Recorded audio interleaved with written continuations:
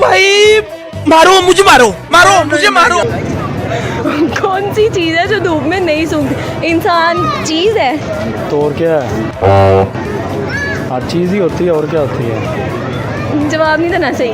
तो जवाब दे तो रहा हूँ जो मुझे आता है, और क्या दूँ जवाब? चलो ठीक है, इनका कहना है इंसान है जो नहीं सूखता धूप में। अस्सलाम वालेकुम। वालेकुम सलाम।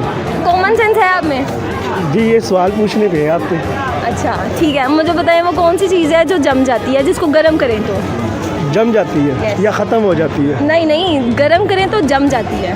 गर्म करें तो जम जाती है। देखिए अगर ख़त्म होती है वो तो पानी है, आप पानी बॉईल करें वो ख़त्म हो सकता है। लेकिन मैंने जमने का आपने पूछा है। जमने का पूछा है, ये तो सोचना पड़ेगा। सर तो इतना पास नहीं है। नहीं, सही लगेंगे आप। ईशा आप बताएं बेबी। अबे जल्दी बोल। नहीं बर्फ। जी जवाब भी बताना है। ठीक, आप पहले अपनी कॉमन सेंस इस्तेमाल करें ना, फिर बताते हैं। जम जाती है। हाँ जी, उसको आप खाते हैं।